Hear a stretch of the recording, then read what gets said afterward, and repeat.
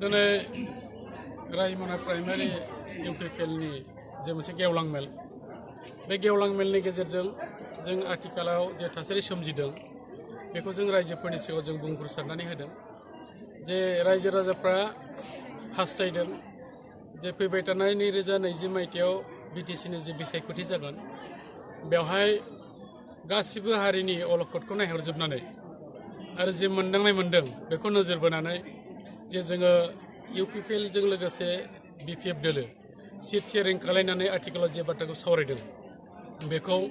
माने जों बुंफोरसारनानै होदों जे थारैनो नंगौ बिपिएफ हान्जाया जेरैबायदि बिथांमोना जों सावरायनो थाखाय जोंनो प्रप'जाल हरदों बेखौ जोङो मान सन्मान होनानै बिथांमोनजों सावरायदों आरो बे सावरायनायाव जों बेखौनो खुला-खुलि बुंनाय जादों जे इउपिपिएल हान्जाया जातिनि गेदेरथार सार्थनि थाखाय जोङो बिपिएफ दोलोआ जुदि जोंनि बुंनाय बायदि गनायोब्ला जों निश्चय माने सिटखौ बाहागो खालायलायनानै जों खौसेयै गेलेगोन आरो बे खौसेयै गेलेनायाव निश्चय जोंहा खहा जालायनाय नङा जों बेखौ दिनै फोरमायदों आरो रायजो राजाफ्रा बेखौनो हास्थायदों जे जुदि निश्चय हारिनि माखासे आद्रा थानाय खामानिखौ जुदि मावफुंनांगौबा बर' हारिनि गेजेराव खौसेथिजों थानो हायो आरो बे खौसेथिया बे नङा जे गासिबो मोनसेयावनो ज' थानानै थानाय बेखौल' खौसेथि बुजिया जोङो खौसेथि होनबा बेखौबो बुजियो जे गुबुन गुबुन आफाद दोलोआवनो थानानै जोंनि साननाय हनाया जुदि हारिनि थाखाय मावनो जुदि ओंखारोब्ला आरो हारिनि अलखदखौ जुदि जों रैखाथि खालायनो थाखाय जोङो खौसे जायोब्ला बेवहायबो जों खौसेथिखौ बुजिनो हायो मानोना जोङो भारतबर्षआव थानाय हिसाबै भारतबर्षनि कनस्टिटिउसना बेखौनो होनदों जे डाइभारसिटि इन इउनिटि भारतबर्षआव गुबुन गुबुन जाति गोष्ठी हिसाब सानथ्र'नो हायै दङ नाथाय थेवब्लाबो बेवहाय खौसेथि दङ इउनिटि दङ थिग बेबादिनो जोंनि बर' हारिनि गेजेराव गुबुन गुबुन आफाद दोलोफोर जुदि दङब्लाबो जों खौसे हाबा मावनांगौ जों खौसे थांनांगौ जों बेखौ दिनै बे मेसेजखौ होदों आरो जों मिजिंथिदों आरो इउपिपिएल हान्जाया हास्थायदों जे निश्चय बे बाथ्राखौ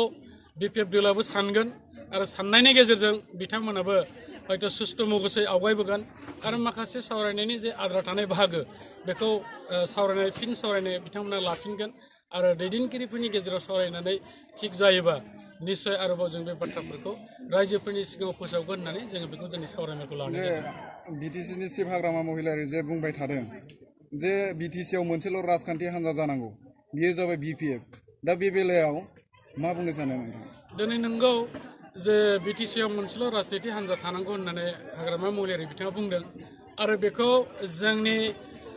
इउपिपिएल दोलोनि जाय आफादगिरि इउजि ब्रह्म बिथाङा बेखौ क्लियारलि माने बाथ्राखौ बुंफोरसारनानै होदों जे बेखौ जुदि सानमारदोंब्ला बेखौ बुंनायल' नङा जे गोसो गोथारै दिनै बिपिएफ दोलोआबो गावसिनि दोलोखौ सिफायनानै जोंनिखौबो जों सिफायनानै जुदि आलादा मोनसे दानो हायोबाथ' बेयाव बुंनांगौ बाथ्रा गैया नाथाय मोनसे बाथ्राया बावल' थाहैदों जिहेतुके बिपिएफआबो मोनसे रेजिस्टार्ड पार्टि आरो लोगोसे इउपिपिएल हान्जायाबो दिनै रेजिस्टार जानाय मोनसे पार्टि बेखौ दिनैनि तारिखआव सिफायलायाजासे जुदि गुबुन गुबुन हान्जाजों थानानैनो सिट शेयारिं जुदि खालायनानै थांनो हायोबा बे साबसिन जागोन होननानै हयथ' जोंनि माखासे दैदेनगिरिफ्रा सानदों आरो जुदि मोनसे जुदि थांनांगौबा खिन्थु मोननैबो सिफायलायनानै गोदान मोनसे दाफिननायखौसो मोनसे होननानै बुजियो होननानै जों बुजिनो मोनो। गिबियावनो बड'लेण्ड खौरां नायगिरि आरो बर' खौरां नायगिरि नोंथांमोननिसिम आङो साबायखर बावग्रोयो। आङो दिनै इउपिपिएलनि आइजो दोलोनि आफादगिरि हिसाबै आं बेखौनो आइजो दोलोनि हिसाबै बेखौनो बुंनो सानो दिनै आङो रायमना प्राइमारियाव आं बेखौनो फोसावदों जे जोंनि आइजो माहारिया माबोरै सांग्रां जानानै थानांगौ जोङो राजनितिक हान्जायावल' नङा जोङो जोंनि आइजो माहारिया गावनि आथिङाव माबायदि गसंथानानै थानांगौ आरो जोङो समाजाव सासे बिमा माहारि हिसाबै जोङो फिसा फिसौखौ बोरै फोरोंलांनांगौ बेफोरनि बिसयबो आङो रायजो राजानिसिम फोरमायदों आरो जोंनि आइजो माहारिया दिनैसिमबो मानो जोङो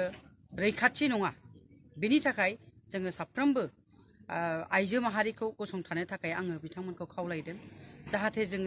जोंनि रैखाथिखौ जोंनो खालामनानै लानो हायो। आङो नायगिरि नोंथांमोननिसिम आं बेखौनो खावलायनाय जे दिनैसिमबो जोङो आइजो माहारिया जेरावखि थाङा मानो रैखाथि गैया बिनि थाखाय जोबोद दुखुनांथाव बेखायनो आङो दिनै इउपिपिएल हान्जानि आइजो दोलोनि आफादगिरि हिसाबै आङो इउपिपिएल हान्जानि जानानै आङो बेखौनो खावलायदों जों राजनितिकल' जोङो बाहागो लाया, जों समाज सिबिनाय आरो समाजखौ फोसाबलांनायावबो जोङो बाहागो लागोन होननानै जोङो थांखि लानाय जादों। गिबियावनो आङो बड'लेण्ड खौरां आरो बर' खौरां बे मोननैबो खौरां दैथायगिरि लोगो नोंथांमोननिसिम आङो गोसो गोरबोनि अननायखौ जासिग्रोदों। दिनै UPPL लाइमोन हान्जाया सारा BTC आवनो जोङो बेसेबां गोख्रों बेखौ नायबिजिरनो थाखाय जोङो थांनाय मासाव जोंनि मोनसे सेन्ट्रेल टीमा जोङो मोनफ्रोमबो जिल्लायाव जोङो वर्कशप लादोंमोन आरो बे वर्कशप लानायनि गेजेरजोंनो जोङो मोनसे डाटाखौ कालेक्शन खालामदों आरो बे डाटाखौ कालेक्शन खालामनायनि गेजेरजों दिनैनि दिनाव जोङो बेखौनो फोरमायनो हायो जे दिनैनि दिनाव UPPL जे राजनिति हान्जा बिनि जे लाइमोन आफाद बा लाइमोन युथ विं दङ, बे युथ विंसआ दिनैनि दिनाव BTC ओनसोलाव जोङो गोख्रों महरैनो जोङो खामानि मावनो जोङो आवगायदों बा जोङो खामानि मावगासिनो दङ आरो फैगोन 2020नि जे BTC इलेक्शन, बे BTC इलेक्शनाव जोंनि लाइमोन हान्जानि जानानै जोङो मोनफ्रोमबो समस्थियाव जोङो गोख्रों भाबै जोङो बाहागो लागोन। जोंनि दोलोखौ देरहाहोनांगौनि खाथिराव जोङो लाइमोन हान्जाया